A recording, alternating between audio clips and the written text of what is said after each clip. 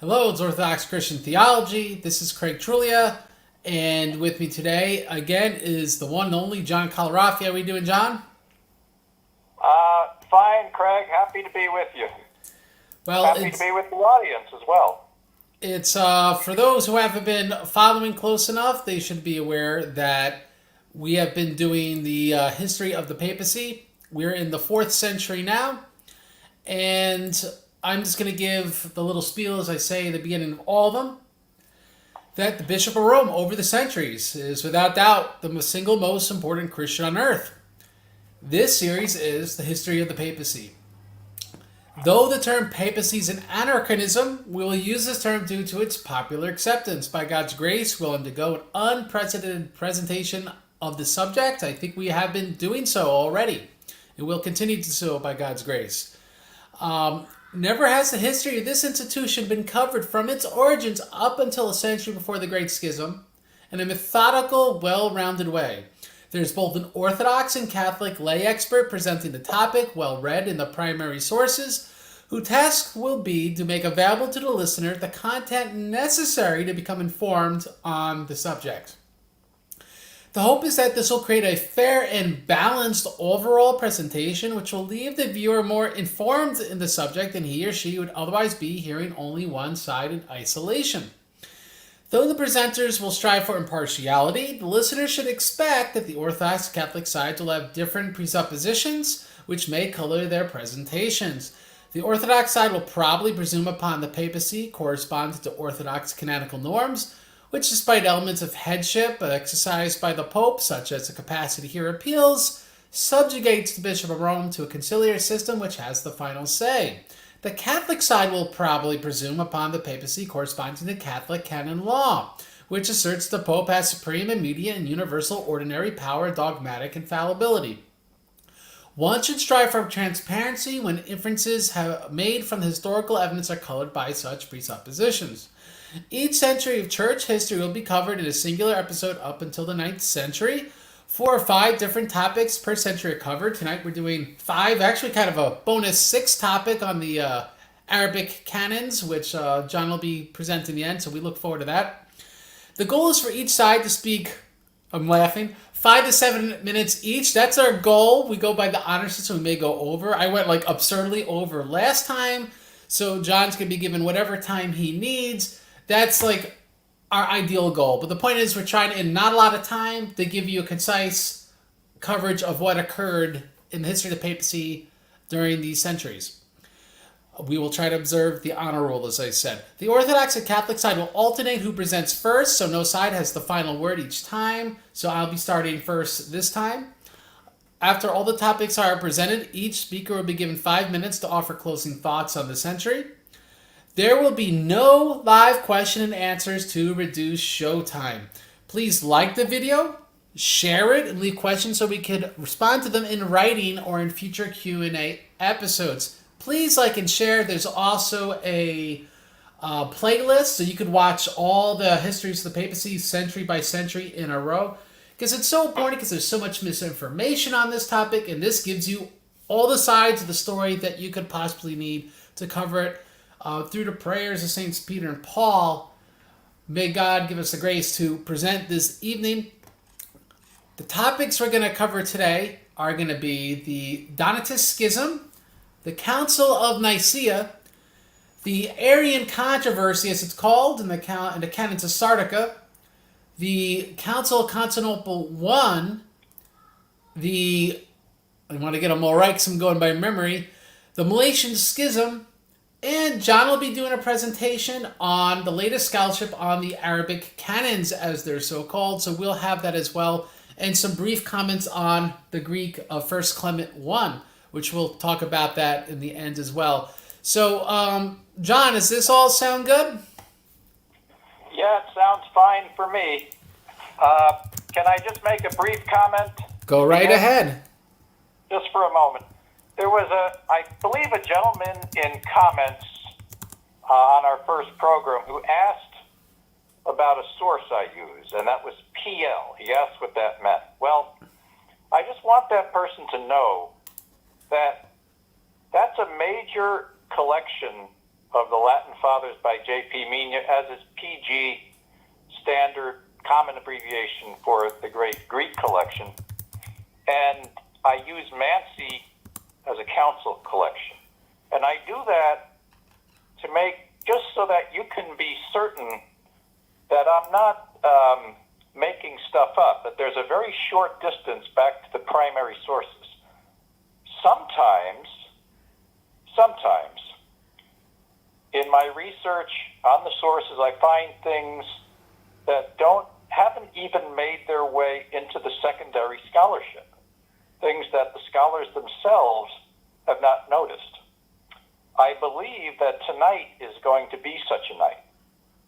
So if you like patristics and you like discoveries from primary sources, it shouldn't be a dull evening for you.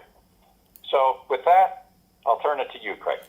Thank you, John. And that's why we'll talk about your book in the end if you let me, but that's why it's such a valuable resource, because primary sources, that's where it's at. And we speak English, and so there's limited translations of things in Latin, Greek, but also look at the Arabic Canons. We're talking about languages that Orientalists specialize in. So there's some real interesting stuff we're going to definitely cover tonight, that's for sure.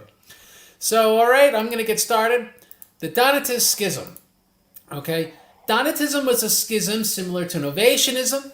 It sort of revolved around a disputed election for the Bishop of Carthage, split among ethnic lines, like Latin versus Punic Africans. WHM Friend covered this in the Donatist Schism. The Punic Africans were the backbone of Donatism, and these Donatists appealed to the Roman Synod under Pope Meletian and the Synod of Rome in 313, who favored Caecilian of Carthage of the Latin faction, not the Punics. Now, the Donatists then appealed to Constantine. So they appealed the Pope and his synod, and Constantine refused to decide the issue and sent it to a wider synod in Arles in 314. Clergy from Africa, Italy, Sicily, Sardinia, Britain, and Gaul attended. The Pope's legates subscribed after Marinus of Arles, which is interesting. Augustine, writing decades later, called this a plenary council of the whole world, as he says, on baptism against the Donatists, Book 4, paragraph 9. The reason I say this is interesting, because if we look at Augustine's whole corpus, this seems to be somewhat of an honorific of sorts. It's likely more of a reference to Western Europe when he says whole world. And then they go, well, that's crazy. Well, for example, St. Columban called Rome the head of the churches of the whole world, or of the world rather, only to specify this meant head of all the churches of all Europe. And you can read that in John's book, Keys Over the Christian World, page 443 in the 2004 edition. Augustine in letter 43, as I referred to before, indicates that Arles was not an ecumenical council. So it's like a large Western regional council is how it was perceived. Now, after Arles, Donatists appealed again to Constantine, who in Milan concurred with the church. Now, let's get some detail right from Augustine. He's writing a few decades later. Letter 43, paragraph 19. He says, they, the Donatists, chose therefore, as it is reported, to bring their dispute with Caecilianus of Carthage before the foreign churches in Rome. The common outcry of all worthless litigants, though they have been defeated by the clearest light of truth, as if it might have not been said and most justly said to them, well, let us suppose that those bishops who decided the case at Rome were not good judges. There still remained a plenary council of the universal church, in which these judges themselves might be put on their defense, so that if they were convicted of a mistake, their decisions might be reversed.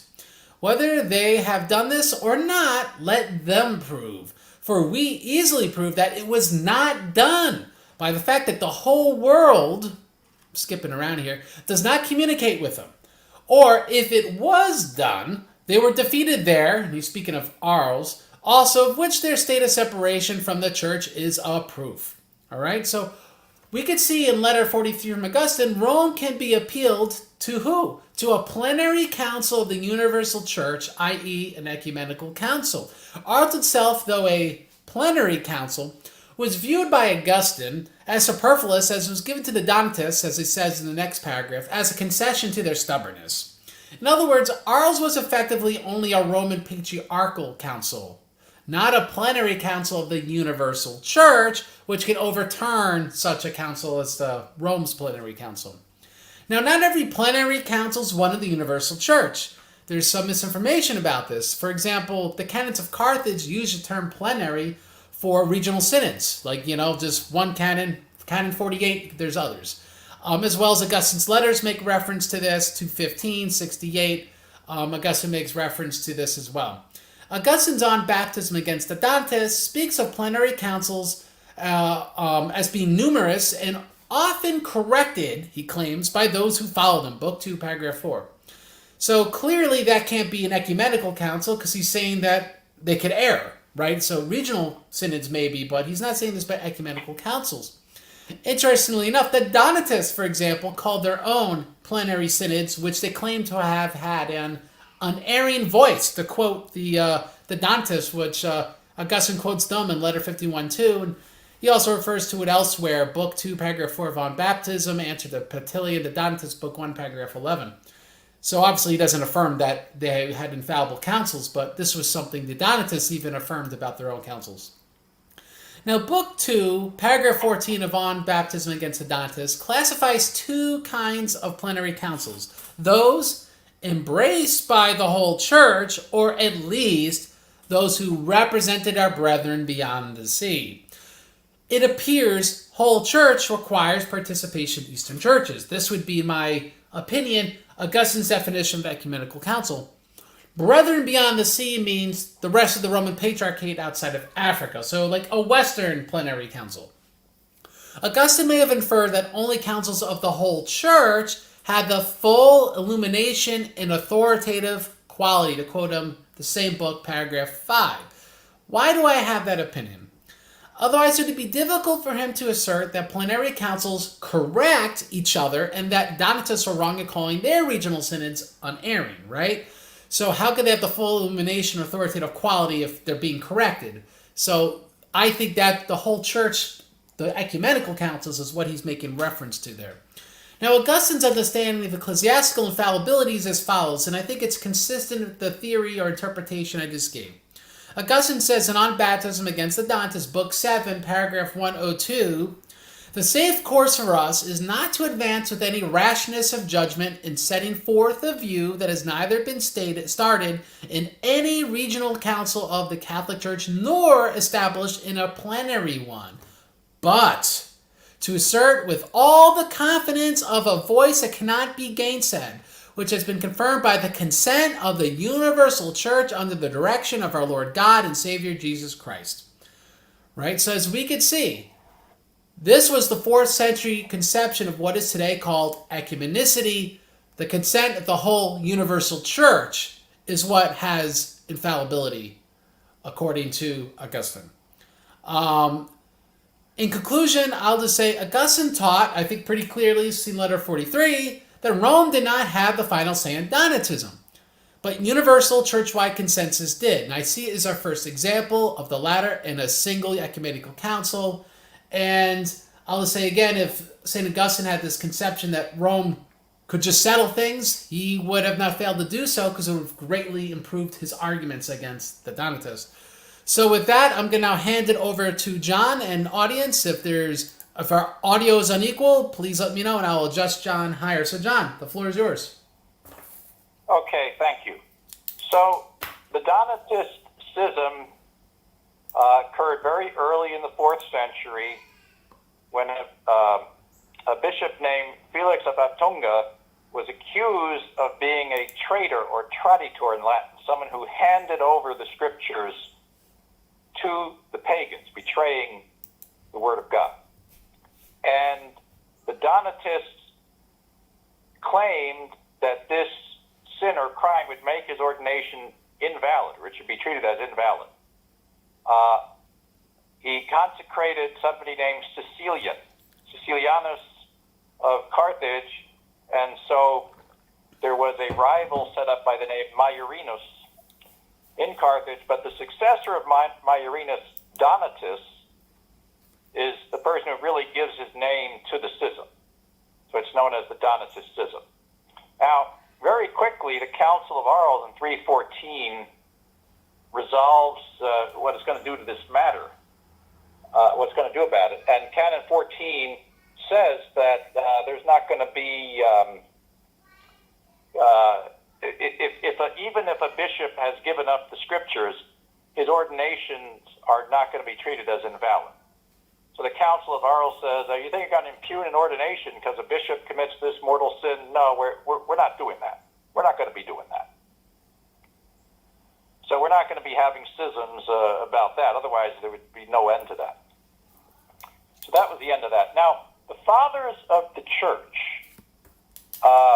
argued dogmatically against the Donatists, argued that they're in schism by claiming either that the Donatists were out of communion with the Apostolic See, that is Rome, or with Rome and the other Apostolic Sees, or that they were out of union with the universal church in general. The fathers would use all of these arguments.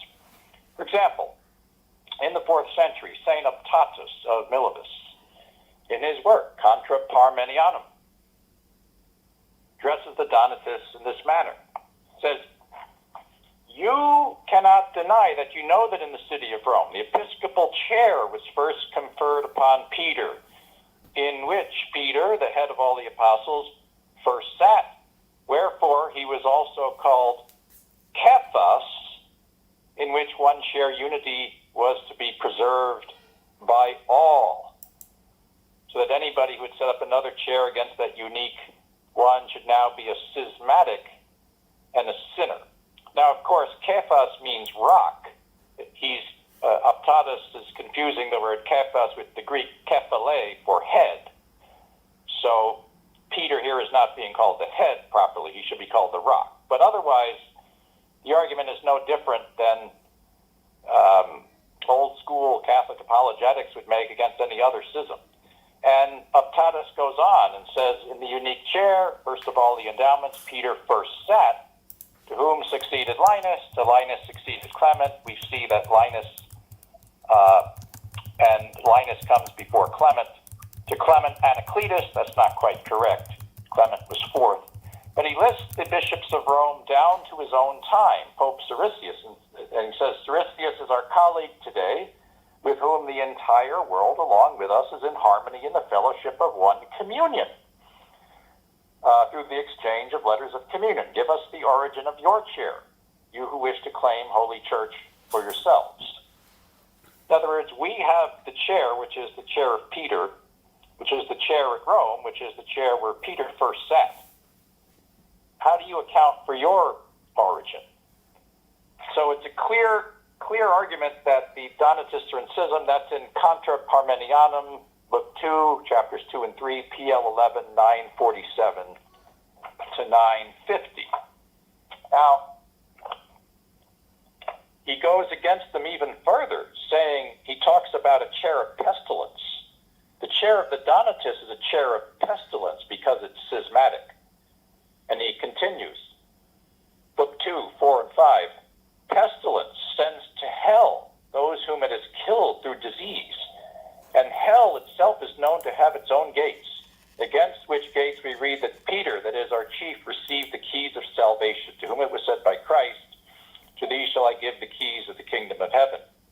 Whence is it then that you strive to usurp for yourselves the keys of the kingdom of heaven? You, who sacrilegiously wage war against the chair of Peter by your acts of presumption and audacity. PL 11, 955.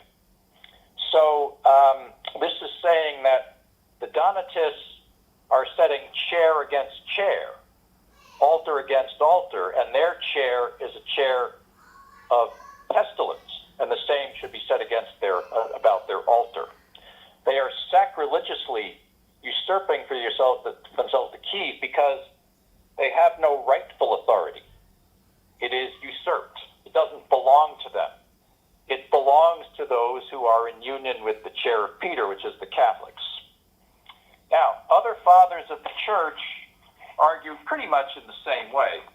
For example, let's take St. Augustine, of course, another African father. Augustine's writing more towards the 5th century.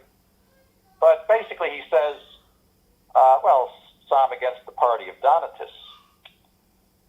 number the bishops from the very see of Peter, in that order of the fathers, see who succeeded to whom. That is the rock against which the proud gates of hell do not prevail. PL 4330.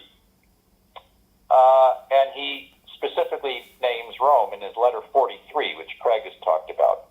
So Carthage, talking about See of Carthage and Cecilian, Carthage had a bishop of no mediocre authority who could afford to take no heed of a conspiring multitude of enemies, since he saw that he was connected by letters of communion both to the Roman Church, in which the principality of the apostolic chair was ever in force, and to the other lands whence the gospel came into Africa itself.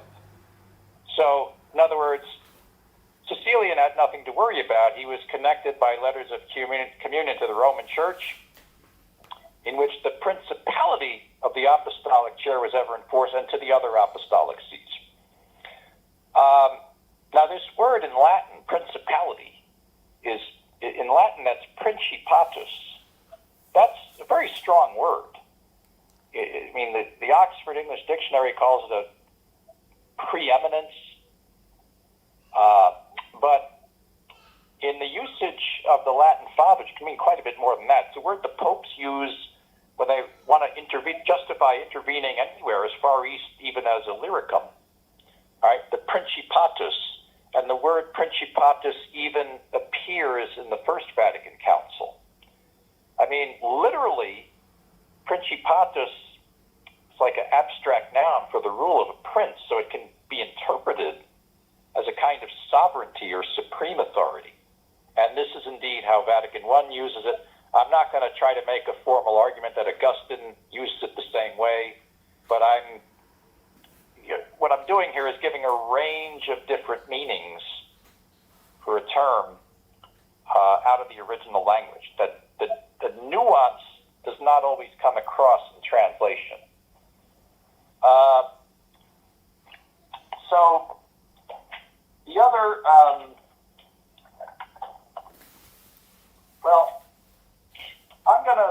I'm going to go ahead and leave it at that. So let's go ahead and move on to the next topic, if we may. You'll get to start Nicea first, but just for the sake of the audience, could you clarify the term prince you were using in Latin? Could that also mean origin? Is that from the same word principle as well, or is there a difference in meaning? Okay, fair question. No, it is not the same exactly. It's cognate, but in others related, but not the same as the word principality that we find in Irenaeus in the Latin version, principalitas, which might mean an origin. Principatus is a word strictly meaning authority. Okay. It's a word, I mean, if we look in the Oxford English Dictionary, it talks about preeminence, chief, or preeminence, chief, or principal place. But it can also mean, it's a term that, certainly when the popes use it, it's a term for authority, for power and authority. And as I said, it's used in Vatican I, it's used by some of the ancient popes. Well, that being said, how about you, being that I start first, how about you start the Council of Nicea first, and you could begin. Okay, thank you. Let me just get everything in order here. So, yeah, the Council of Nicea, well, I can be brief here because I don't think we're not going to have a lot of dispute about the dogmatic part, but we're going to clarify some things here. I see a tendency to overplay the role of the role of emperors in the ecumenical councils and to downplay the role of Rome and the popes. I once had to deal with a really brilliant guy who would quote the fathers just long passages in Greek, who claimed that Rome did not participate in the Council of Nicea. I mean, a man who could quote the fathers in Greek said that. It's astonishing. So let's clarify this. So the tradition of the Church says, and specifically the Sixth Ecumenical Council, what we call the Prosphonetikos Logos, special address, basically says that Pope St. Sylvester and Constantine together, they gathered together the Council of Nicea. In other words, they brought it together. So St. Sylvester and Constantine gathered together the council. And to me, that's what the tradition of the church is really telling us, in a nutshell. It's very debatable whether Constantine had even been baptized at that point. So there is certainly not going to make not like a syllogism or anything, but there's certainly a very strong inference or likelihood that this idea is really Pope Sylvester's rather than Constantine's. Constantine saw himself as the servant of the church. He's not the type to give the priests and bishops orders, order them around like some other emperors tried to do. Okay, so now let's go to some Greek hymnography. The Menaion, I had Athens 1979 edition for Pope Sylvester. So the Menaion that I had, I don't know if all the editions are exactly the same, but it's called Pope Sylvester, Father Sylvester, compared to a pillar of fire, leading the sacred college, the sacred fashion like an overshadowing cloud, delivering the faithful from the Egyptian error, that's Arianism, leading them with unerring teachings to divine land, enriched with the chair of the Coryphaeus of the apostles, and it says again that he appeared as the Coryphaeus, initiator into the sacred of the sacred college. He ordained the throne, he graced the throne of the Coryphaeus as the divine Coryphaeus, he established the most holy dogma, etc. So that's the Athens 1979 edition. So the Coryphaeus is an honorific for St. Peter, which means chief leader, foremost man. Now, we had a gentleman in chat on the first program that questioned some of my linguistic claims, and the reality is, look, I just take it from the lexicon. And argue with the lexicon is kind of like arguing balls and strikes with the umpire. It doesn't really end well. At least I've never seen it end well. So that's what the lexicon says. So I'm not making this dogmatic, but I'm saying that certainly the traditional Greek hymnography here is understanding clearly that remember that he was not even there, and yet Pope Sylvester appears as the Coryphaeus. In other words, he graces the throne of the Coryphaeus, that's St. Peter. He graces the throne of the chief leader, foremost man, because he is the successor of the chief leader, foremost man. Now, I want to talk about one particular subject, Canon 6 of Nicea. This is very controversial. Maybe you've heard James White, great heresiarch, make all sorts of claims about how it refutes Roman doctrine, and you see this debated back and forth. All I want to do here is just explain the reason for it.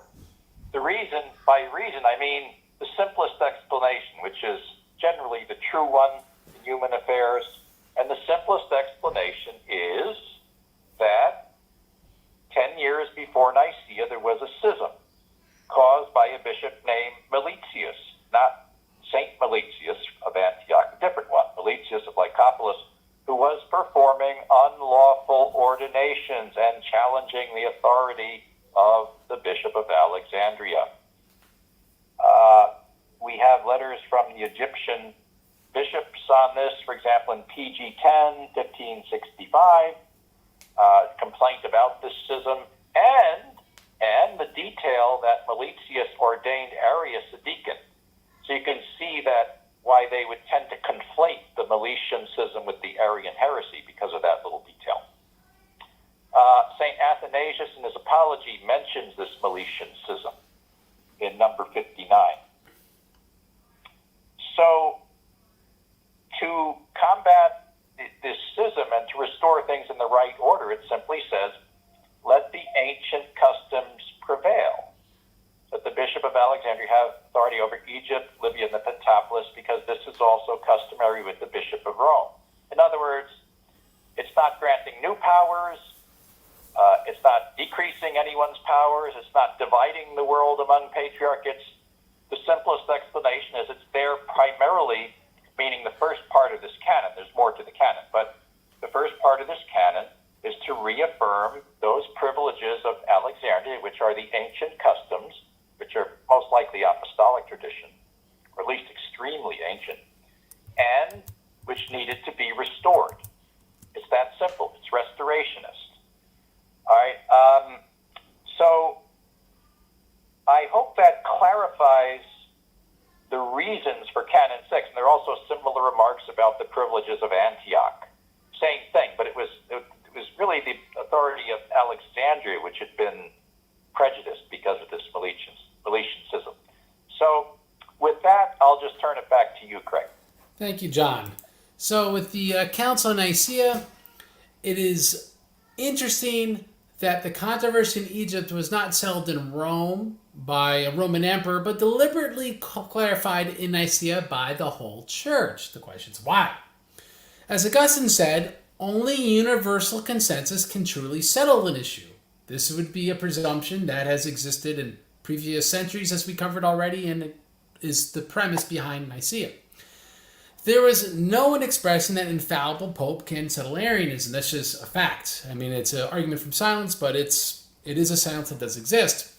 Well, what does exist in the extant records? Now, in Eusebius' Life of Constantine, Book 3, Chapter 7, we know what Rome's participation was. The prelate of the imperial city, i.e. the pope, was prevented from attending by extreme old age, but his presbyters were present and supplied his place. So there was Roman participation. The presbyters would have acted upon directions from the pope, and tradition would, as John pointed out, would say this was something where all of the patriarchates were involved. In fact, we will get into that when we talk about the Arian controversy afterwards. Now, Constantine described himself to the Palestinian Synod, and this is quoted in the same book, Book 2, Chapter 28, in a very interesting way. Constantine called himself the instrument whose services he, that's God, chose and esteemed suited for the accomplishment of his will. So Constantine styled himself as having a divine role within the church, almost like a King David of sorts. Now, how would we describe the council? Even if the Roman emperor that's a Christian has this very lofty role, well, what's the council? Even loftier. Eusebius describes it as follows in the same book, Book 3, Chapter 6. He says, "When they were all assembled," that is at Nicea, "it appeared evident that the proceeding was the work of God, inasmuch as men who had been widely separated, not merely in sentiment, but also personally and by difference of country, place, and nation, were brought together and comprised within the walls of a single city." So as we can see, consensus of the whole church in every land is what made clear God's work, according to Eusebius. Now, St. Constantine himself described the council in the same way. In Constantine's letter to the church of Alexandria, I'm just going to use a few verses, 1, 2, and 8, he says as follows: "We have received a complete blessing from divine providence, namely, we have been relieved from all error and united in a common confession of one and the same faith. At the command of God, the splendor of truth has dissolved all the poison so deadly to unity. This ruling, made by the collective judgment of 300 bishops, cannot be other than the doctrine of God, especially where the Holy Spirit has illuminated the divine will by placing it upon the minds of so many dignified persons." So Constantine literally describes the fact there is consensus of all people throughout the world is how we know God really superordained the Council of Nicea. St. Athanasius speaks of Nicea in borderline scriptural terms, very similarly, in De Senatus, paragraph 6. And Athanasius writes, "Vainly then do they run about with the pretext that they have demanded councils for the faith's sake, for divine scripture is of sufficient above all things. But if a council be needed on the point, there are the proceedings of the fathers for the Nicene bishops. Did not neglect this matter, but stated the doctrine so exactly that the persons reading their words honestly cannot but be reminded by them of the religion towards Christ announced in divine scripture."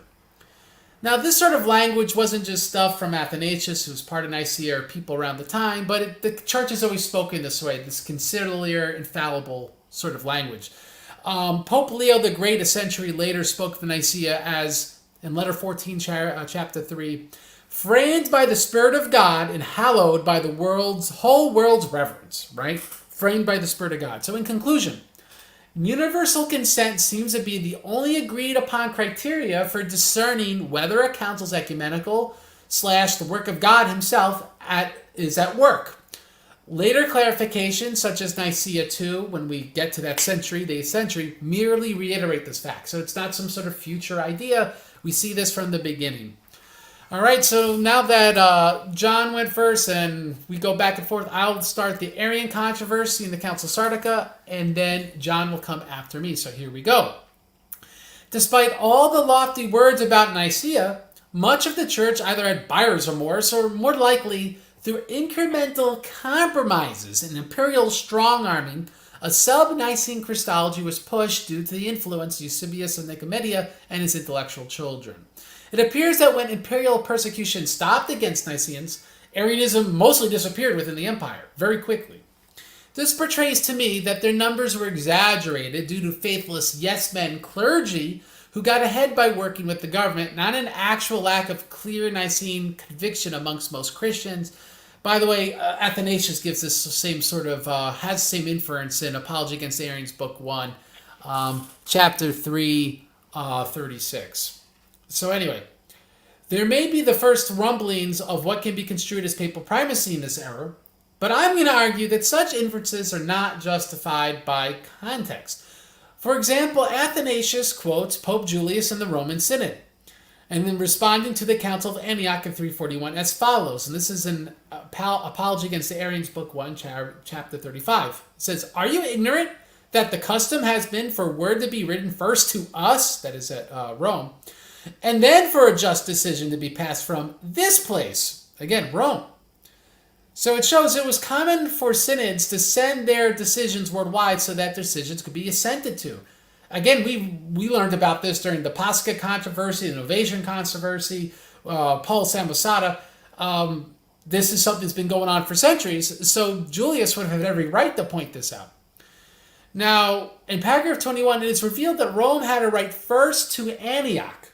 Think about this, right? Like we read in the earlier centuries, the synods wrote after to everyone first. You'd have to write to them to ask them what they did. But Julius is mad because they didn't write to him. He wrote to them first, which is against the time-honored tradition of the church. So that means Antioch was not looking for Rome's consent. This is the context behind the comments here. In paragraph 22, it is revealed that Julius summoned Antioch in response to a council, which explains why Antioch responded negatively. They wanted their work to be final, without Rome's consent. Remember, no council is final without everyone's consent, including Rome, including Jerusalem, including everybody. Everyone's consent. Julius asserts, in the same paragraph, this place, as in Rome, has the final say. Oh no, this history of papacy, Orthodox, how could he say that? Well, that's what Julius wrote, and Athanasius is quoting him. This seems to be innovative, as neither the Pascha or rebaptism controversies were solved this way. I mean, Rome didn't have the final say in those. But Julius asserts that Nicaea's reception is the precedent, and I think it is a solid precedent. In paragraph 22, he says as follows, "The bishops who assembled in the Great Council of Nicea agreed, not without the will of God, that the decisions of one council should be examined in another, Rome's council, Rome's synod. If you're unwilling that such a practice should be adopted in your own case as in an Antioch's council, though it is of ancient standing and has been noticed and recommended by the Great Council, your refusals not becoming." All right, so this is a legitimate clarification of Rome's claims consist of the necessity for church-wide consensus. Ironically, Antioch exaggerated that their own council expressed consensus, which it clearly didn't because they weren't seeking Rome's consent. Rome wrote in criticizing them, paragraph 34 of the same book, "I wonder how you, Antioch, could write that unanimity prevailed in the churches," right? The proceeding makes clear that the church east and west understood consensus as the deciding factor, right? Otherwise, why would it be critiquing there was no unanimity? In many of these semi-Arian councils, What's the whole point behind them? People misunderstand this. They think, oh, they're deposing Athanasius. Athanasius goes to Rome, and that proves Rome's above the rest of the church. But here's what people don't get. The Eastern churches were seeking to depose a Patriarch Alexandria, right? Athanasius. Now let's go back to the 3rd century, Paul Samosata, because we discussed the deposition of a Patriarch of Antioch. Just like with Paul Samosata, the consent of all patriarchs is necessary for the deposition of a patriarch. Orthodox still follow that today. Moscow, 1666. Sofia, Bulgaria, in 1998. There was one near Constantinople in like 2006. This happens all the time. So what Julius and similar letters were asserting were thereby completely in line with tradition. Rome must consent alongside the other patriarchates, not only just for conciliar decisions, but for depositions. This is still true in Orthodoxy. It was true in the 4th century. With Paul Samosata, the Roman Synod was not the deciding factor, remember, right? Antioch did it really on their own, and they looked for everyone's consent. But they were the final factor, right? So what Julius is claiming is really nothing new. The same is true of Nicea, where its reception from this Roman Synod was likewise necessary, and it occurred after the Council of Nicea. So there's precedent in church history for this. Julius is absolutely right. Appeals to Rome and Roman intransigence with semi-Arian conciliar claims must be understood in this light, not in some anachronistic light. It makes more sense to interpret it as consistent with Julius' own words and with what happened with Paul Samosata and with precedent of what we do with patriarchs than to infer there's something more to it which is unsaid. That makes no sense. So appeals are part of a system which seeks to establish consensus. An appeal below an ecumenical council, even to Rome, does not restore someone to worldwide communion, right? Gustin said you could appeal it. It just established someone to local communion. What's my proof? Pope Julius writes in paragraph 34, I, Julius, have written the foregoing that you may understand that we, Rome, acted not unjustly in admitting Athanasius and his allies to our communion. Our communion, okay? This is wrongly understood as the Pope being above the consent of the Church, but this literally turns upside down 4th century ecclesiology. All right. Now, a quick word on Serdica. It was almost an ecumenical council until the semi-Arian faction left. Its canons were added to Rome's collection as those of Nicea. Canons 3 to 5, read plainly, let's just be obvious, seem to entail interpatriarchal appeals to Rome. But interestingly, against even my own reason, this is not historically how those canons have been interpreted. Pope Leo in letter 43.3, all right, so this is a pope a century later, cites Serdica's canon as requiring, to quote him, appeal to command a special synod in Italy to it should also come the bishops of all the eastern provinces, the whole world. What's he saying?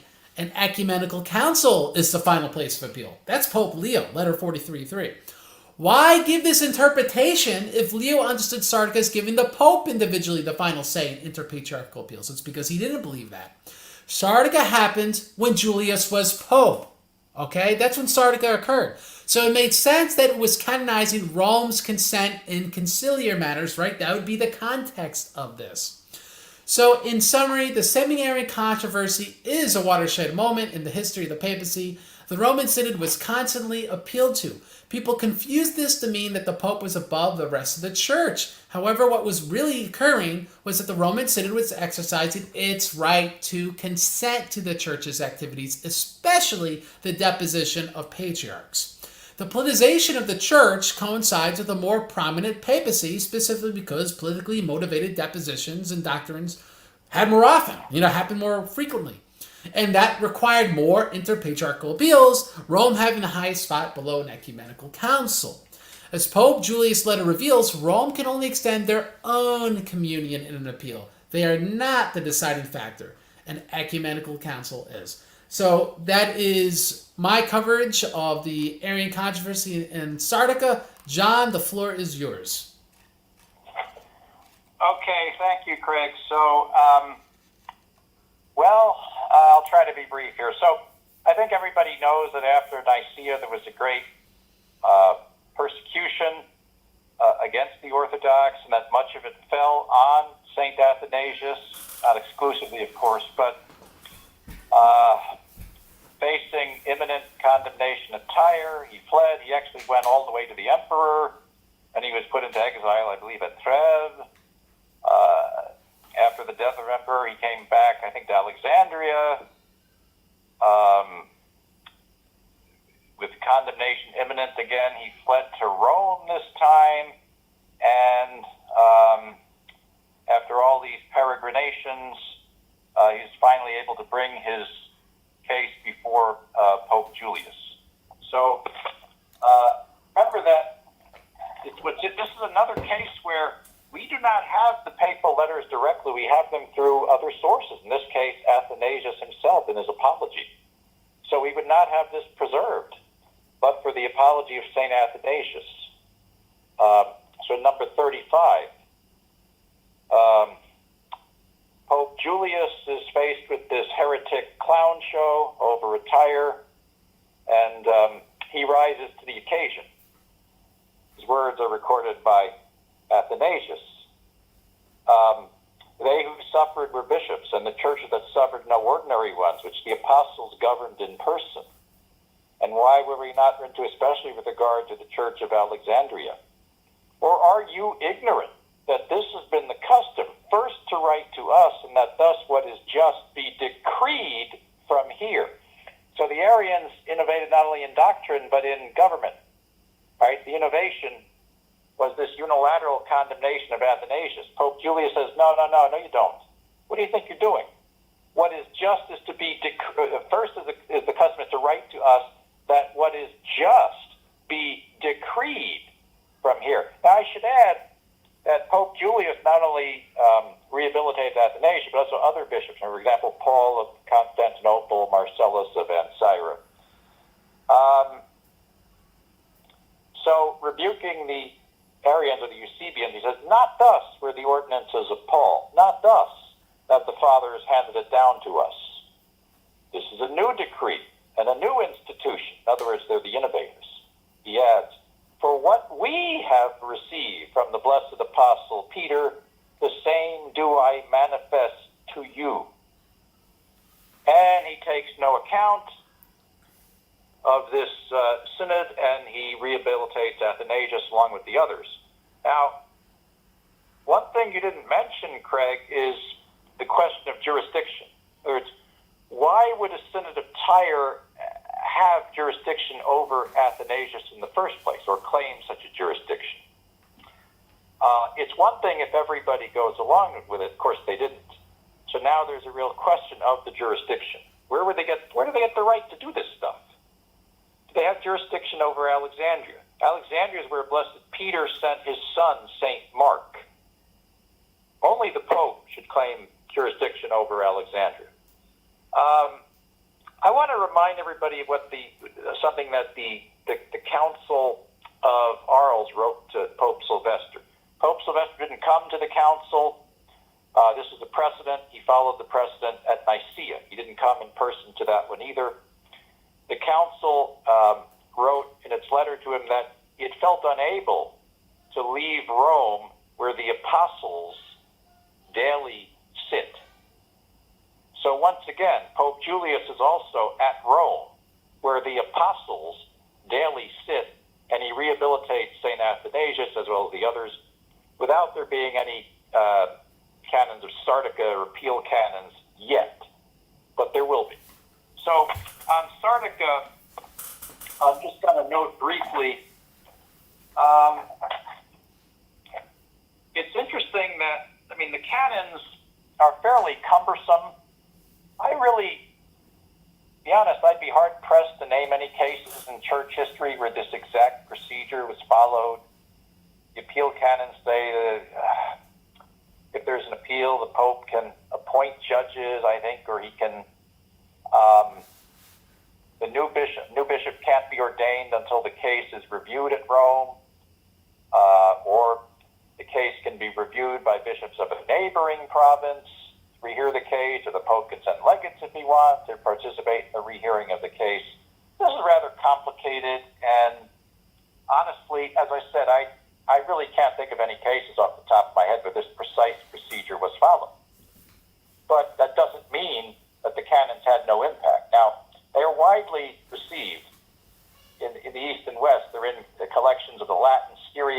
Armenian and Greek churches. They're in the Synagoga Cinquenta Titulorum of John III of Constantinople. They're received in Trullo as well. Nancy 11,940. Let's note that something the council says in the synodical letter. So in the synodical letter, it actually says, "This will seem best and most exceedingly fitting if the bishops of the Lord from each of the different provinces refer to the head, that is the See of Peter the Apostle." So the See of Peter is at Rome, it's the head. Nancy 3:40. This has been challenged, but this text does appear in the historical fragments of St. Hilary, PL 10,639.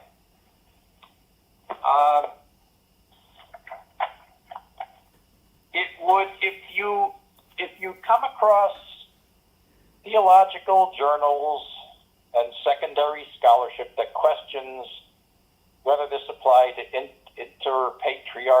interpatriarchal appeals, let's just remember something. Flavian in the following century appealed to Rome. We've found, the text of this appeal was lost for a long time. It was rediscovered, and it was printed by Theodor Mommsen, famous German scholar, in the Neues Archiv, volume 11, 363, 364. And it's very clear. It says he appeals to the synod under St. Peter, the Prince of the Apostles. Now that's in Latin. St. Flavian probably wrote Coryphaeus. So St. Flavian of Constantinople appealed to Leo and the synod under him, that is, the synod of the Coryphaeus. And also Eusebius of Dorylaeum appealed, asking for letters bestowing on him his rank and communion. That was reprinted by Mommsen also, or published, I should say, right after the appeal from Flavian. Neues Archiv 11, 364 to 367. So Saints Flavian and Eusebius are just basically flat out asking Pope Leo to hear their appeal without all of this, all these middlemen, all these complicated procedures at Serdica. And of course, we know that, poor Flavian died. He's venerated as a saint. But in the case of Eusebius, the appeal was granted. He sailed right through and was able to act as an accuser against Dioscorus at the Council of Chalcedon.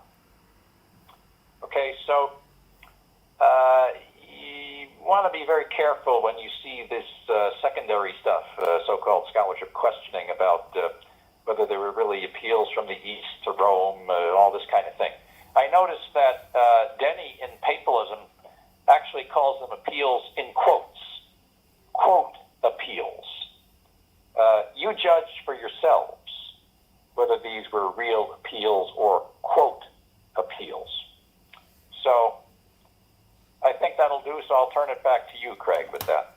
All right, now I think you go first again, you could do the Council of Constantinople I. Oh, okay, great, yeah. I'm going to have some new stuff tonight, actually, that's not in the secondary scholarship.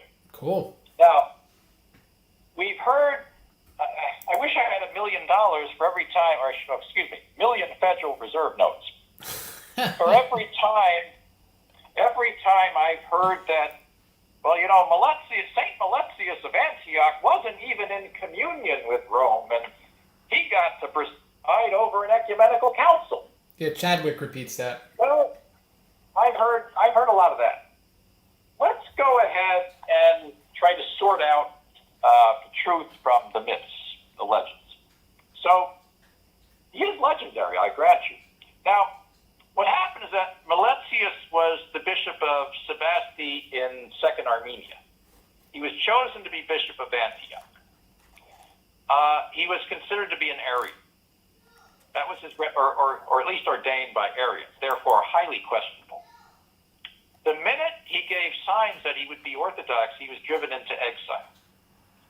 A priest named Lucifer of Cagliari, an Italian bishop, ordains a very staunchly Orthodox priest named Paulinus, who is unpopular locally, but well regarded by Rome and Alexandria. Pope Damasus decides to grant Paulinus letters of communion, basically recognizing him as Bishop of Antioch. Now, very few people would have lost any sleep over this, even though, the ordination was completely uncanonical, of course. You can't do that. It's uncanonical for many reasons. But nevertheless, it would not be that much of an issue if it were not for the fact that Meletius was determined to prove his orthodoxy. This is a very pleasant surprise. So, we know this from St. Jerome, for example, in his letters to Damasus, letters 15 and 16. Of the three contenders, Meletius, Paulinus, and then an Apollinarian named Vitalis, says, Meletius, Paulinus, and Vitalis say that they adhere to you. As it is, either one is lying or all three. Now, he's talking to Pope Damasus. So, Meletius, Paulinus, and Vitalis say that they adhere to Damasus. St. Jerome is very skeptical. This turns out, I think, to be unjust to at least two out of the three. Certainly it was unjust to Paulinus and St. Meletius. Meletius sent a deacon named Dorotheus to defend his orthodoxy at the Roman councils before Pope Damasus, where Peter of Alexandria, successor of great Athanasius, called him an Arian. St. Basil, letter 266. St. Meletius was firmly backed by Basil and most of the East, by East meaning Orient, the Diocese of Orient, in other words, his home territory. Now, something that is not terribly well known is that Meletius proved his orthodoxy by signing on to a Roman council under pain of anathema. So this is a fragment from PL 13, 353. Exposition of the synod held at Rome under Pope Damasus and sent into the East, in which the entire Eastern Church in the synod held in Antioch believed, with a like faith, and all so consenting confirmed this faith with their signatures. Signatures begin, I, Meletius, Bishop of Antioch, consent to everything written above, so believing and teaching. And if anyone believes otherwise, let him be anathema. And again, that's PL 13, 353. This is almost unknown in very few secondary scholars who mention this. And I have something else tonight, which I don't find in any of the secondary scholarship. And this is from a letter from a 9th century Pope, Stephen V. Letter is in Mansi 16,423. It's part of the anti-Phocian compilation appended to the Acts of the Fourth Council of Constantinople. Pope Stephen is writing to the emperor around, maybe 890, and he's trying to defend his predecessor, Pope Marinus. Marinus had been impugned because he had moved from one Italian see to the See of Rome, in other words, the Papacy. Now, you weren't really supposed to do that. That's called translating or transferring a bishop. This was frowned on in the ancient church. It was against the apostolic canons unless it was done for sufficient reason and a large number of bishops consented. So Pope Stephen V says, basically he mentions that, St. Gregory of Nazianzen did it, in other words, Gregory the theologian. He moved from one see to Constantinople, so it can be done. And Meletius of Antioch, Meletius was Bishop of Sebasti in Second Armenia, but he was moved to Antioch. So, basically, what's the problem with Pope Marinus if he's moved from one Italian see to the See of Rome? The letter would not be a big deal, except we were told that Meletius was not in communion with Rome. This is not an argument a pope would make about someone who had no communion with Rome. If he's justifying the canonical behavior of Pope Marinus, he needs to be citing legitimate fathers who would make a convincing canonical case. All right, he can't just be quoting heretics or schismatics. So, in fact, a bit late in the day, but it's very clear that Meletius was in Rome's communion, and we have actually a Roman council has, it hadn't settled the case of his episcopate or the Schism of Antioch, but it actually said, basically, this is our faith. We grant our communion to those who share it. This is PL 13-351. It's a fragment from a Roman council. And it even mentions that Rome has basically an oral message to be given about some of the problems in the East, the injustices, and that the deacon Dorotheus was to discuss this orally. In other words, it wasn't put in writing. Now, if Rome is entrusting that kind of a message to Dorotheus, a deacon of Meletius, there's a very strong possibility that the reconciliation had already occurred, that Dorotheus had defended the faith of Meletius, and now it was just a question of, basically reuniting the See of Antioch, so that maybe if one died, the other could take over, or some kind of amicable solution. All right? But the text from Pope Stephen V on Meletius, to my knowledge, has never appeared in any of the scholarship. Now, as far as Meletius presiding over an ecumenical council, well, okay, in Rome,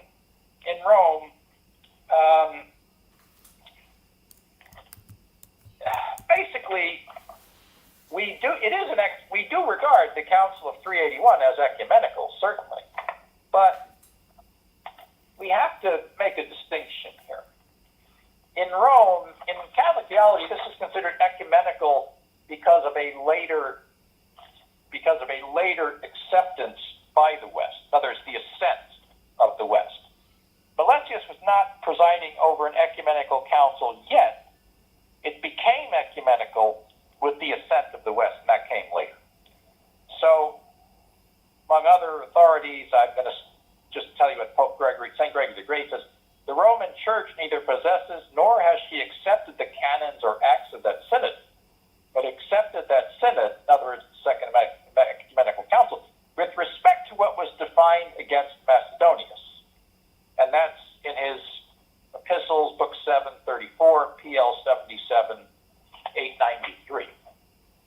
So, with that, that is the story of St. Meletius, truth sifted out from fiction, and a little piece of evidence from out of the primary sources that I've never seen in any of the secondary scholarship. So with that, Craig, I'll turn it to you. All right, and I'll get a little more into the Meletian Schism after I cover the Constantinople I. I'll cover Constantinople I briefly. The Edict of Thessalonica was made before St. Theodosius the Great fully consolidated power in Constantinople, which are still ecclesiastically in Arian hands, and it stated, Edict to the people of Constantinople. It is our desire that all the various nations which are subject to our clemency and moderation should continue to profess that religion which was delivered to the Romans by the divine apostle Peter, as it has been preserved by the faithful tradition which is now professed by the Pontiff Damasus and by Peter, Bishop Alexandria, a man of apostolic holiness. So I point this out because right before this council, we sort of see, at least in official Roman correspondence, the popes of Alexandria and Rome are being held up pretty much at the same level. Now, the Council of Constantinople sent a synodical letter, which I don't hear talked about in apologetic circles. I don't know why. But it expressed the necessity of the consensus in church matters, which is something that's important because we've been covering this since the first century. It states, this is writing to the Western Christians, you have shown your brotherly love for us by convoking a synod in Rome, in accordance with God's will, and inviting us to it by means of a letter from your most God-beloved emperor, as if we were limbs of your very own. You should not now reign in isolation from us, given the complete agreement of the emperors in matters of religion, like we just read in the Edict of Thessalonica. Rather, according to the word of the apostle, we should reign along with you. All right? So we see the synodical letter that they are espousing the ecclesiology of consent, not of some sort of Roman supremacy. And then again, that's a letter from an ecumenical council. It appears that sometime when the Meletian Schism ended, Rome accepted Constantinople I and its canons. Now, we saw something from St. Gregory the Great, but I'm going to list earlier historical evidence. St. Gregory's writing in the 7th century. This is from the 4th and 5th centuries, evidence that shows that Rome did accept both the council and its canons. Evidence number 1. The Latin canon law, even the earliest 5th century Prisca collection, includes canons 1 to 4. The debate is not whether they have canons 1 to 4 in Latin canon law. The debate is whether they have 5 to 7. So that shows definitively they had the canons, including Canon 3, which will become a controversy after Chalcedon. Second, the Constantinople Creed was paraphrased in the July 22nd minutes of Ephesus. We can see this in Price's translation, page 460. And Rome regularly received correspondence from Constantinople with the creed cited. We see this in the Contestio from Eusebius of Dolorium, and Nestorius' letter to Celestine.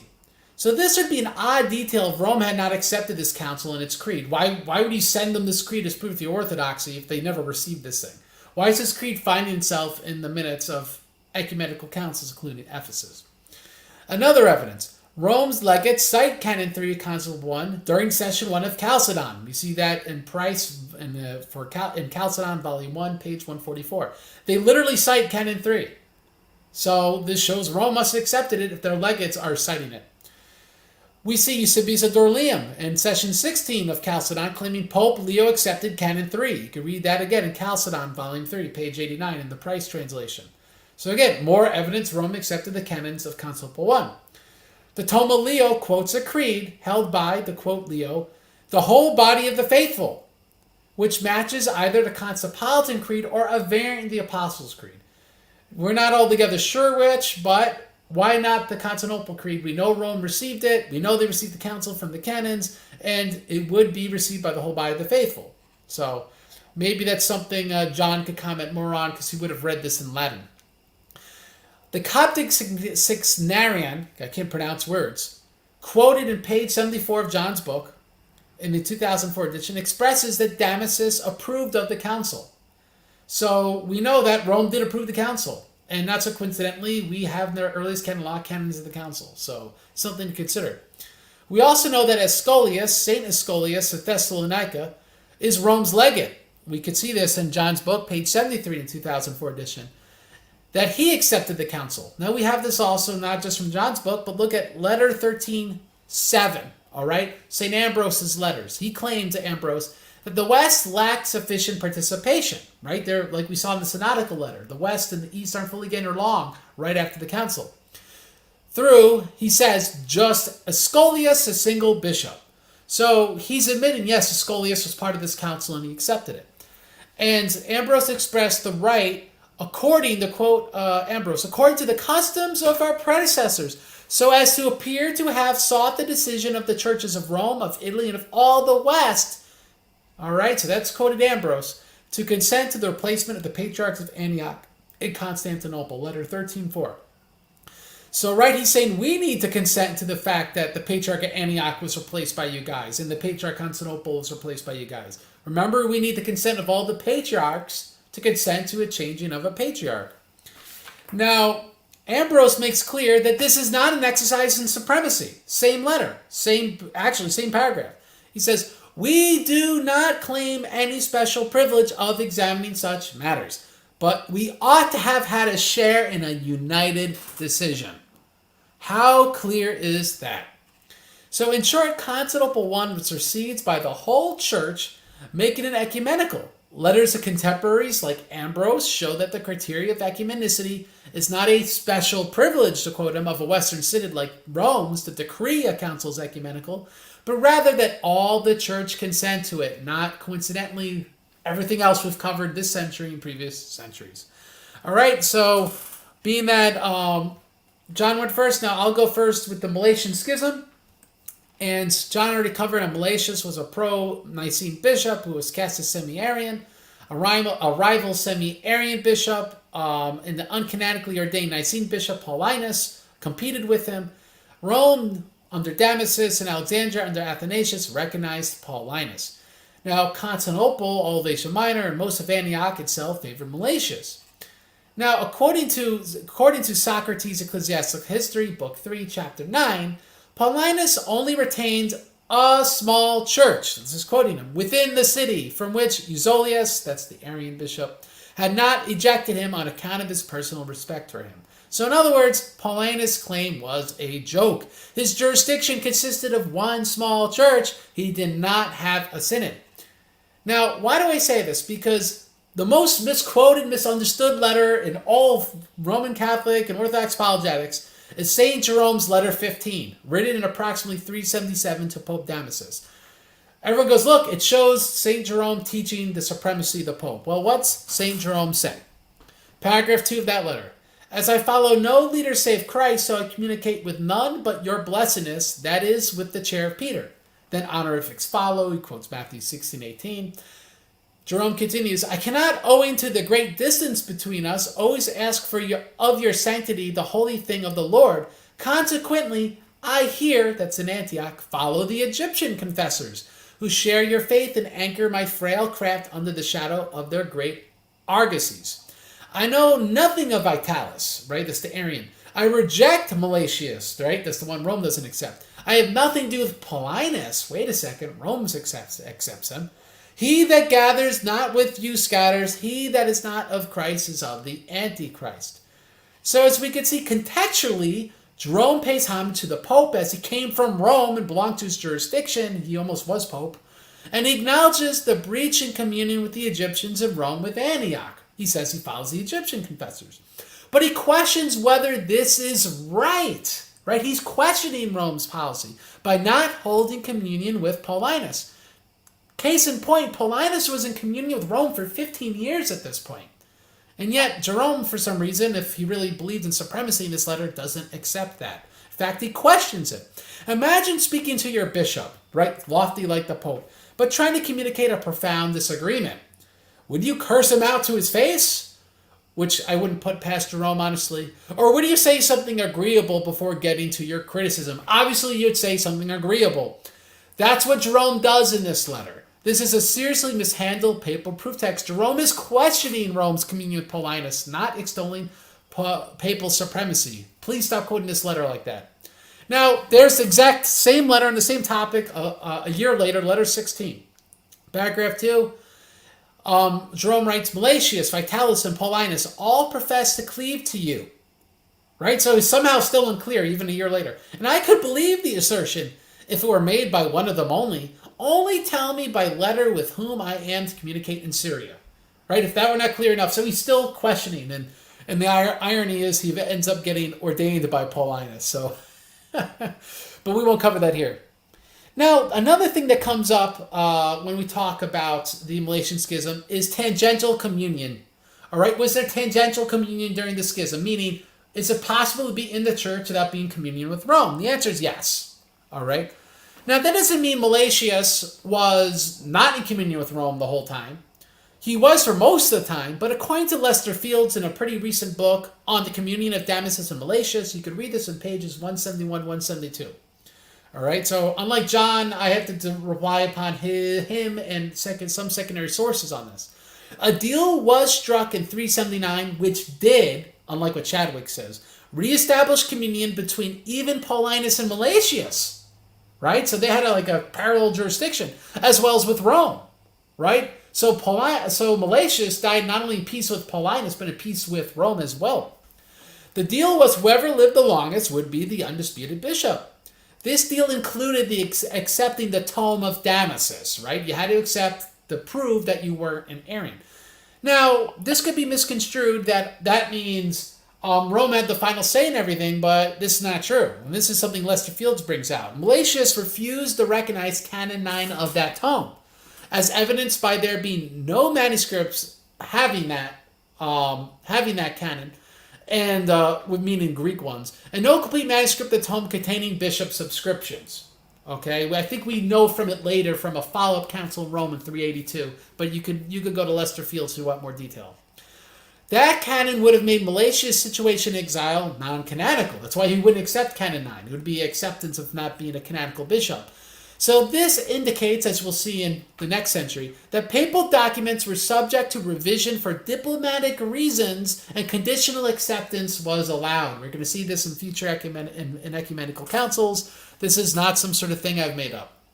All right. Now, anyway, Antioch's ordination of Flavian in place of Meletius after he died, and also in place of recognizing Paulinus during Constantinople I led to, according to Theodoret, this in Theodoret's Church History, Book 5, Chapter 23, a lasting hostility arose among the Romans and the Egyptians against the East, and the ill feeling was not even destroyed on the death of Paulinus. So the schism occurred again, pretty much. So we call the Meletian Schism, but in some respects it's more like the Flavian Schism.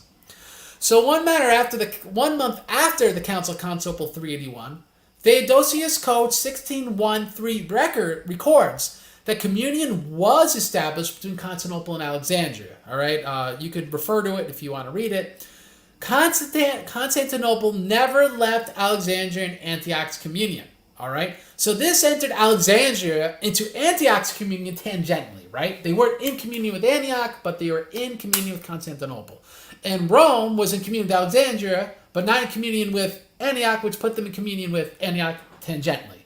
All right, so this is not rocket science. This is what really existed. I don't know why people don't get this. It's very obvious. Rome was always in communion with Alexandria throughout this process, like I said. So in short, despite being in communion with Antioch directly, they were in communion with churches who communed with Antioch. Now, just so people know, Egypt eventually re-entered communion with Antioch before Rome, because we know this occurred before 394, as evidenced by the conciliar decree of Constantinople 394. Yet even Pope Anastasius I in 399 AD, more than 5 years later, because he became Pope in November, refused to hold communion with Flavian, lobbying the emperor to summon him to a trial in Rome. Right? Theodoret covers this in Book 5, Chapter 23 of Church History. All right? Now, Flavian responded, right? He responded to the emperor that he would agree to a trial if he was accused of heresy. Now, quoting Flavian, St. Flavian, but if they, that's those in Rome, are contending about see and primacy, I will give away, resign my bishopric. All right, same chapter. Now, Theodoret now describes the emperor's response. The emperor admired his manliness and wisdom and bade him to go home again and tend the church committed to his care. Flavian essentially said that if the trial is merely about Rome picking kingmaker, he considers it below his dignity to go. And Flavian's rejection of Roman primacy was the very basis for the emperor to drop charges against him. It's in some respects more extreme than even the ecclesiology I'm trying to expound here in this series, but this is what the historical sources say. The emperor then had a meeting with the Roman Synod that Theodoret records in the same chapter. The emperor said he himself was Flavianus, St. Flavian, and had become his protector. The bishops, those in Rome, rejoined that it was impossible for them to dispute with the emperor. He then exhorted them in the future to join the churches in concord. The Eastern churches accepted Flavianus as their bishop. All Illyricum recognized his authority. Illyricum? Illyricum was under Rome's jurisdiction. This showed that Rome's decision on excommunication was not even definitive within their own patriarchy. Again, this shows tangential communion. Illyricum was in communion with Antioch. Rome was in communion with Illyricum. That's what existed. Now, Theodoret writes in the same chapter, in submission to these councils, the Western bishops promised to bring their hostility to a close. And so in closing, the Meletian Schism demonstrates the existence of tangential communion. It then ended. Alexandria and Illyricum were in communion with Rome and Antioch during the Schism.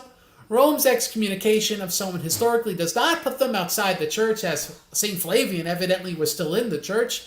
And Flavian's rejection of primacy/supremacy is very similar to the conciliar rejection of the idea in 382. Like we're limbs of your own, you could reign along with us, right? The things are quoted from the synodical letter 382 of the First Council of Constantinople. So that, in closing, is the Meletian Schism from the Orthodox perspective. Now it is John to give us the Catholic perspective. Okay, Greg, I already talked about St. Meletius, so I'd just like to take my time on what are called the Pseudo-Nicene Canons and conclude, if I may. Go right ahead. Yeah, so thank you. So Craig went overtime the last time. He gave me a little time in compensation. So I'm going to talk about canons commonly called Pseudo-Nicene, popularly known as Arabic Canons of Nicea.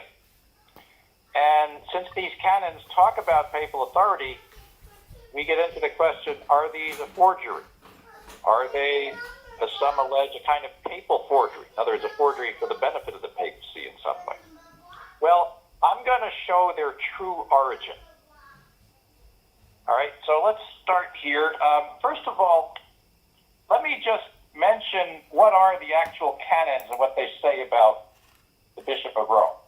So one of them says that let the patriarchs in the whole world be four only, like the four writers of the gospel and the four elements, and let the Lord of Rome be their head, according to what the apostles commanded. The other one's a little longer. I'm going to abbreviate it a bit. So, abbreviating it,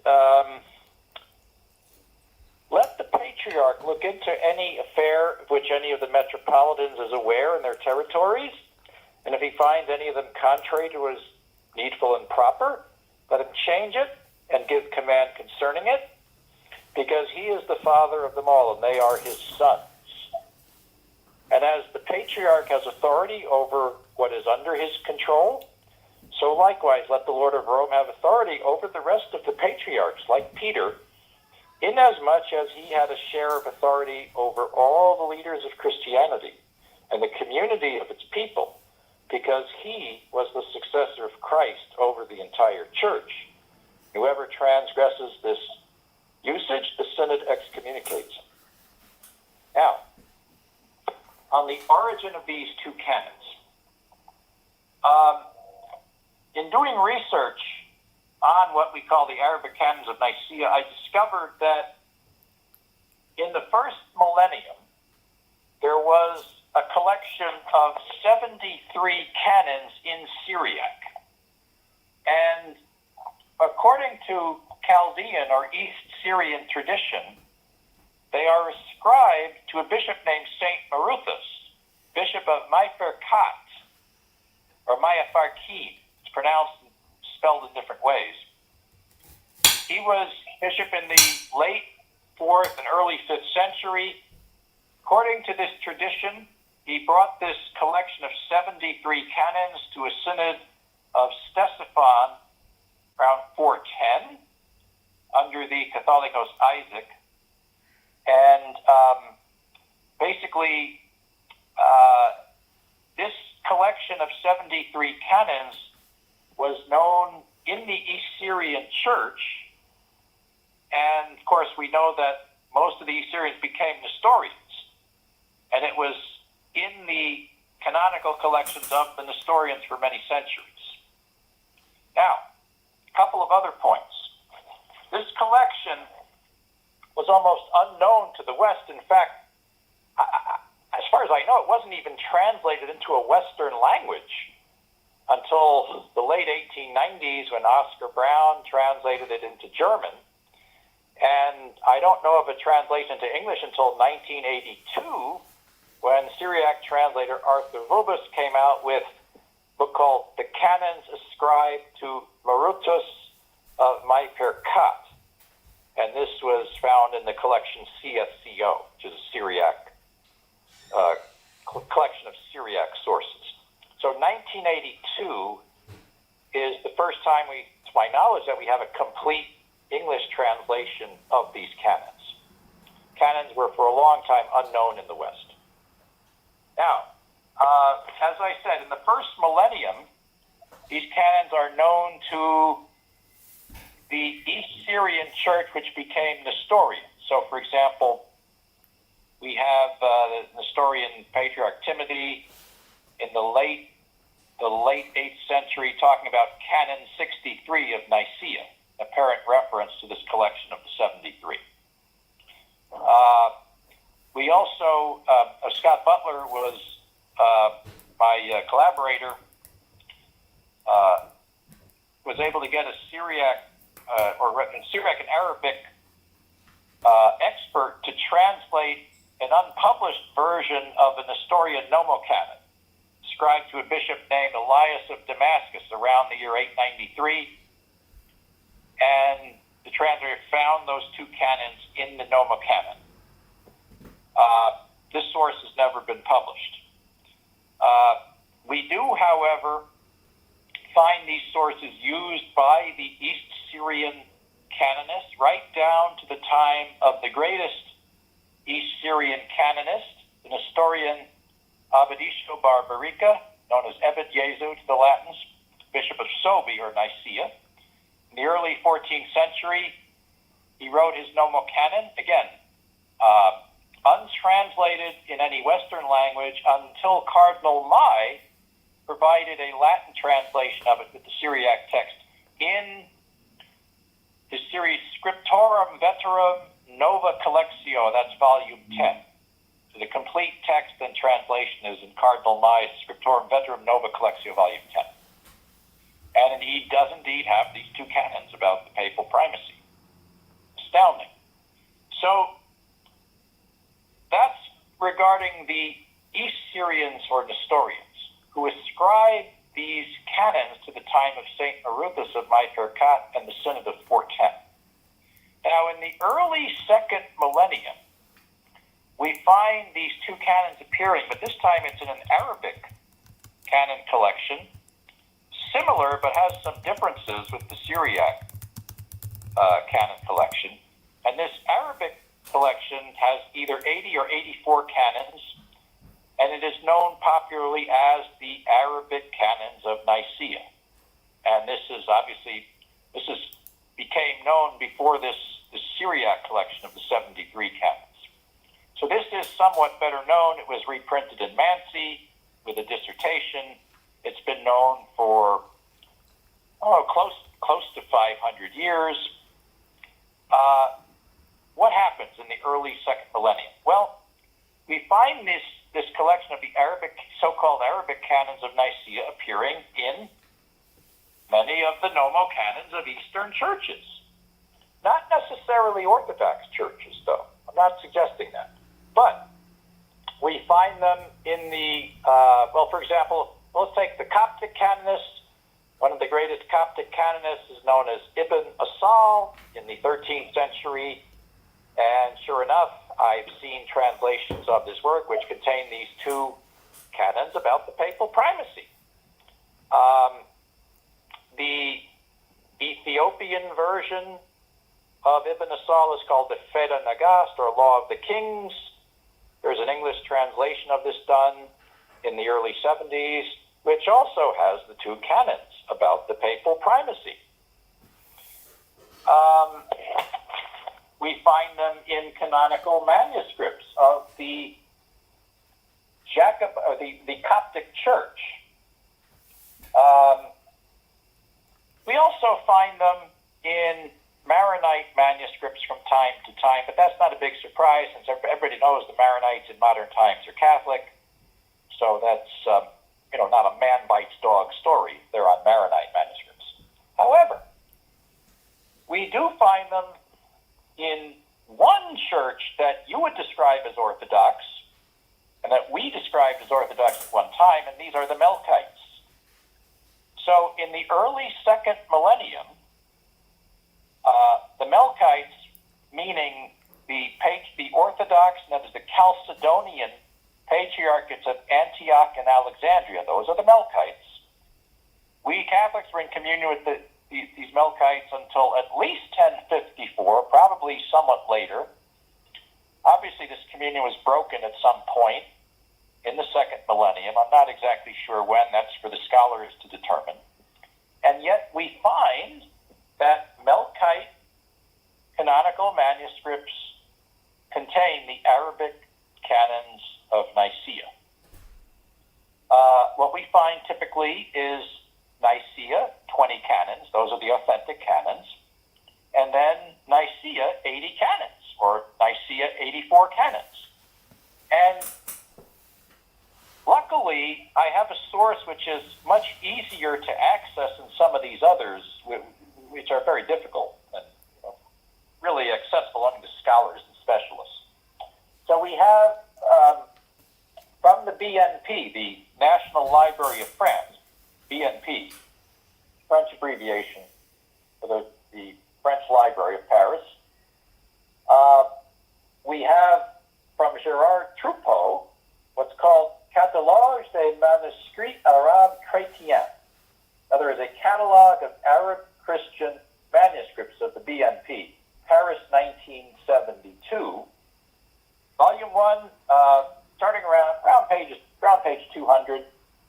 Next 30 pages or so go into the canonical manuscripts. So he has plenty of Coptic ones, but I want to talk about the Melkite ones, since both of us were in communion with the Melkites at various points of history, certainly the first millennium, and we considered them an Orthodox church. So, Melkite canonical collections are on Paris Arabic manuscripts 234, 13th century, 235, 14th century, 236, 14th century, and 242, 16th century. They list the 20 authentic canons of Nicea plus 84 of the so-called Arabic Canons. As I say, the Arabic Canons are either 80 or 84. There's a little bit of different numbering. Okay, now, that, I don't want to go too far over time here, so my time is limited. But that is the factual history of the so-called Arabic canons of Nicea. In the first millennium, the two canons about the papal primacy, which you're talking about, which make it interesting and controversial as a subject, those two canons are found in the 73 ascribed to St. Maruthas of Myperkat. They're found in Nestorian canonical collections, Bias of Damascus, Abadisio Barbarica, other Nestorian canonists. In the early second millennium, we have the so-called Arabic canons of Nicea, not Syriac. This time they're between 80 to 84, and they appear in multiple nomocanons, whether Coptic, Ethiopian, as I've described, and even among the Melkites. So these canons were basically unknown to the West until the 16th century, when a Jesuit priest named Father Baptista Romanus received a codex from a Coptic patriarch that contained them. Okay, matter of fact, so far are they from being a forgery in favor of the papacy that it was a Catholic bishop named Karl Joseph Hethela, who in his History of the Councils debunked the idea that these were authentic Nicene canons. And Hethela shows that there can only be 20 authentic canons of Nicea. Hethela was so impartial that I used to joke about wondering what side he was on. So that is the factual history of what we call the Arabic canons of Nicea. So, now before you a little give, bit of history. oh wait, do you want to give a little more? Or you want to give your closing thoughts? Because I was going to ask a follow-up question on those Arabic canons for those not aware. Well, that concludes my presentation. This is the first time, as far as I know, this is the largest audience, one of the largest audiences who have actually heard the historical truth for the first time. So I'm very happy to tell the story. So go ahead with the question, Craig. So with Saint Maruthas of Mauropolis, he attended Constantinople I, and it would have made sense if he's almost kind of dignitary between, I don't want to get the wrong Persian Empire. They're the Sassanids at this point, I believe.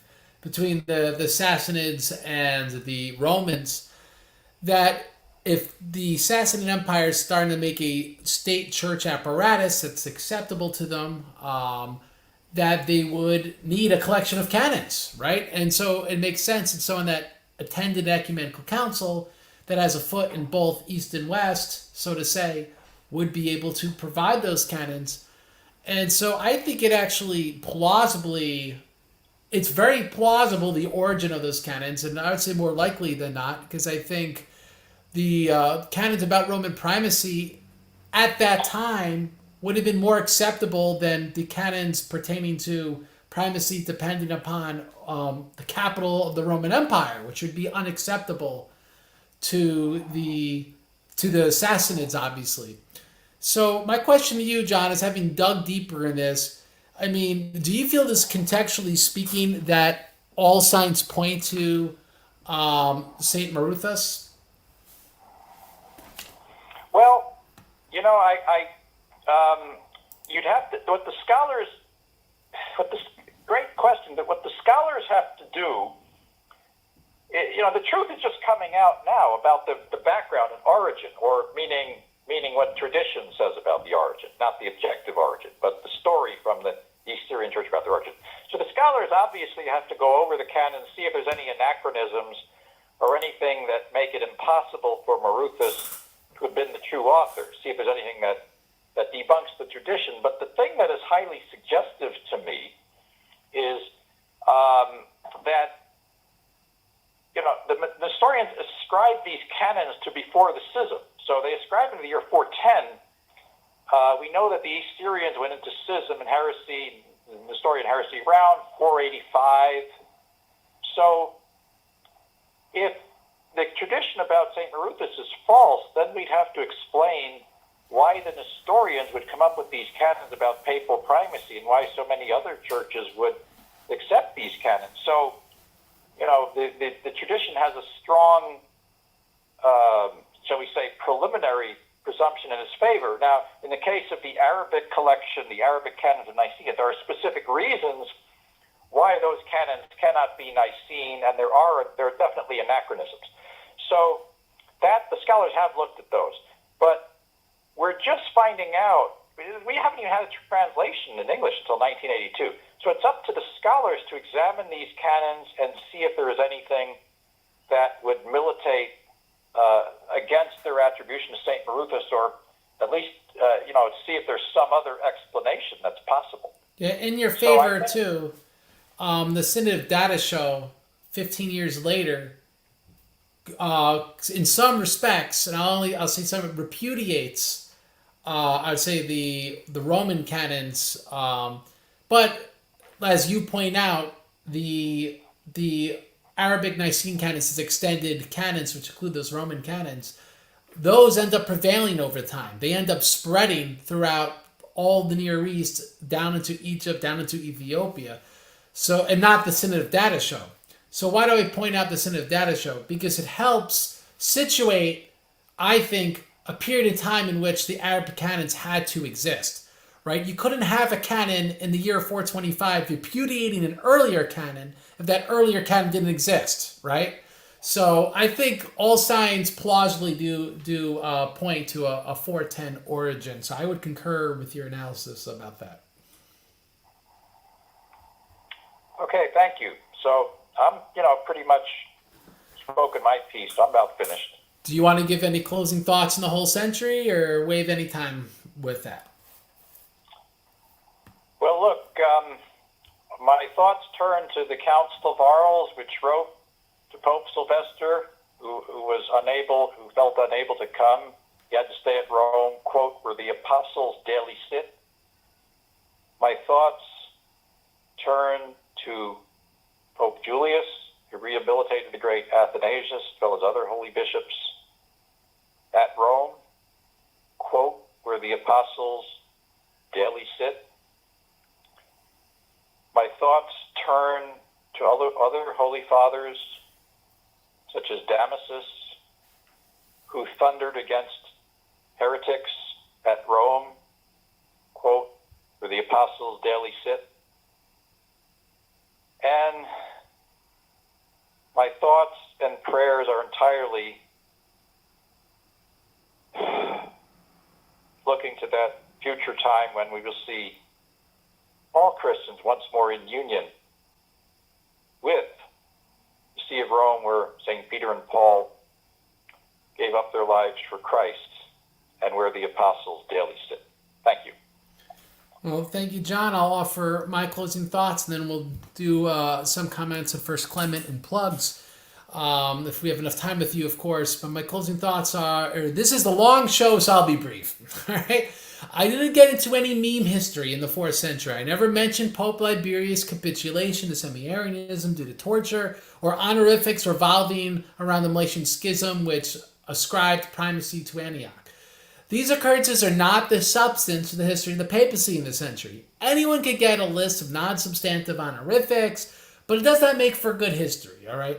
Rather, what sticks out, what is good history, is in the Donatist and Semi-Arian controversies, the Council of Nicea, Constantinople, Meletian Schism, is as follows. Unambiguously, St. Augustine taught that the ecumenical council is a deciding factor above the Roman Synod. Fact.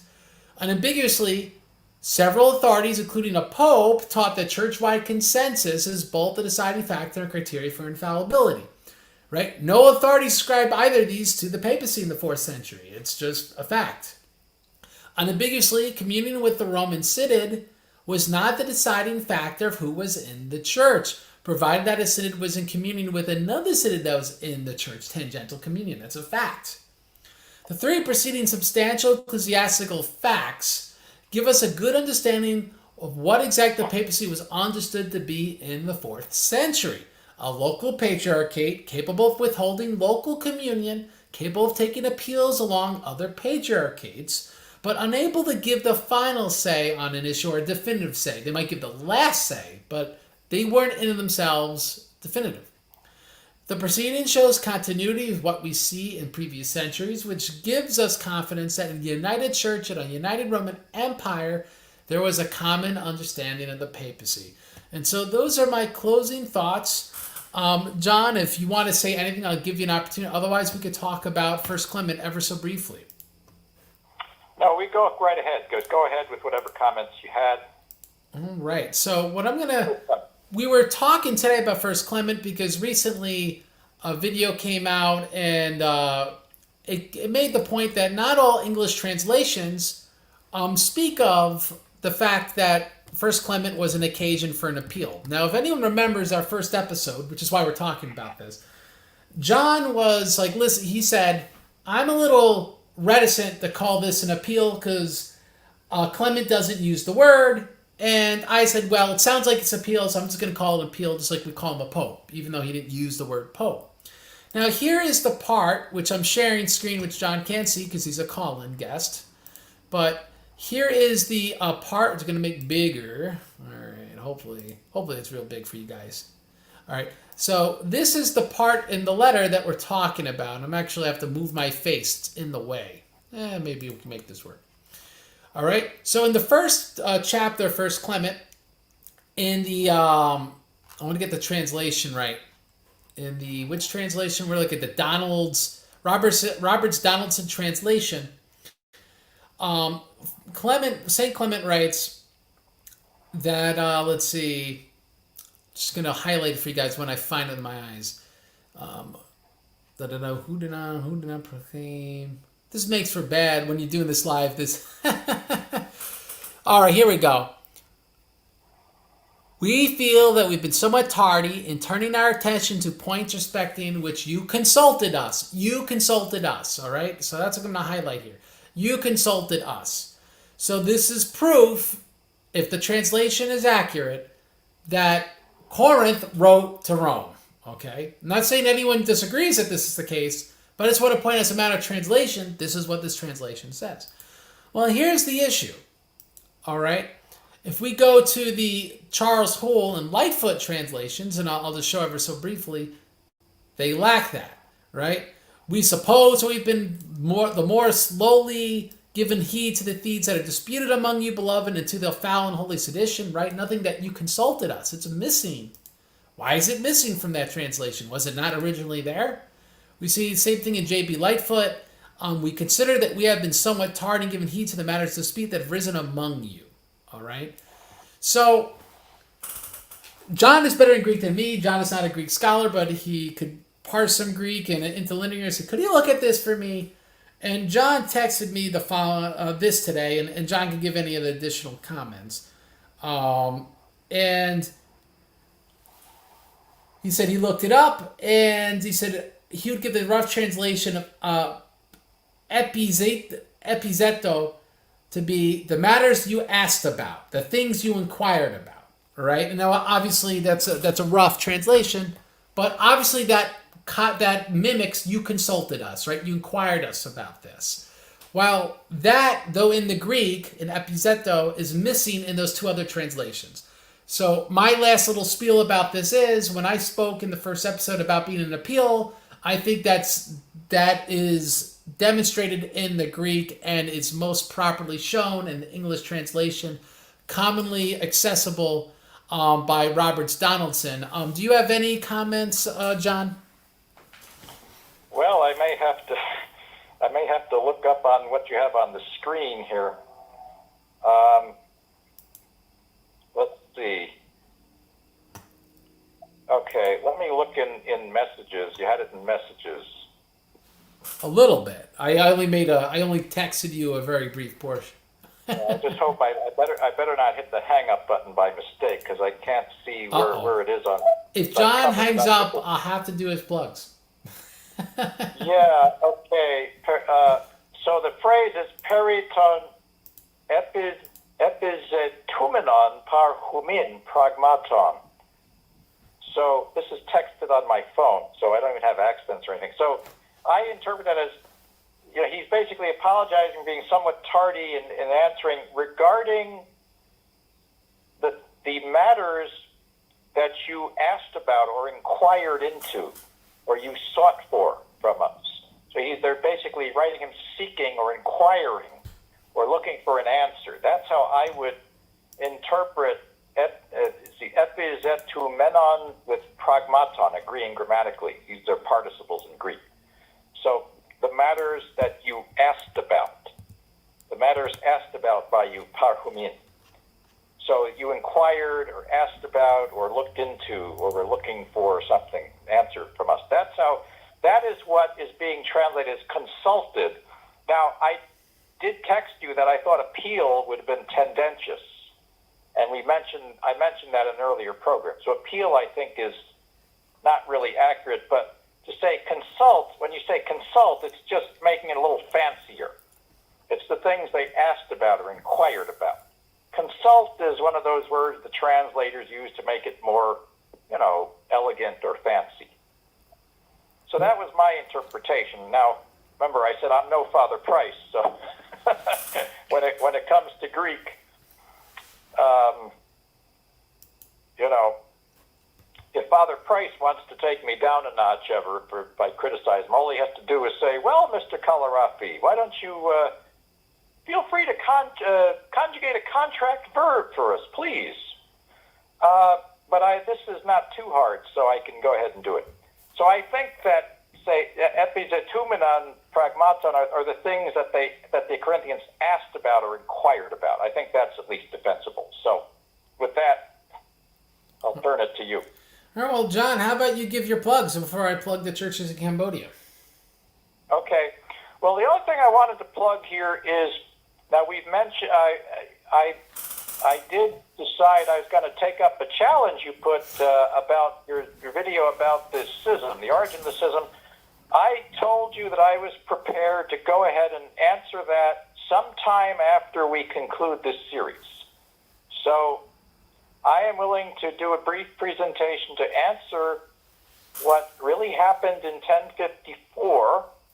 I will do a factual presentation, and that would be a factual part, and maybe a brief addition of some of the points where I feel that your arguments are contrary to those of the fathers of the church. That's going to be interpretation, of course, but I can promise a factual presentation from the primary sources. Well, and you're not published yet in the Great Schism, right? So it's not in Keys. Is there any other stuff you've written on this topic? Is this going to be brand new content for the audience? It's going to be primary sources that are, to my knowledge, I could be wrong about this, but I mean, one of the sources I'm using is just basically a big pile of the documents in Latin and Greek. No English in the book. Mm-hmm. Okay, it's just a pile of the documents in Latin and Greek. You got to sink or swim in those languages. I don't think it's important for me to name it quite yet, but it's this kind of stuff which I intend to show. In other words, I'm not pulling stuff out of history books or secondary scholarship. It's going to be from the primary sources, and there's going to be some surprises, because there is some surprises even for me as I was able to learn this stuff, to actually look at this stuff, you may find some real surprises in there.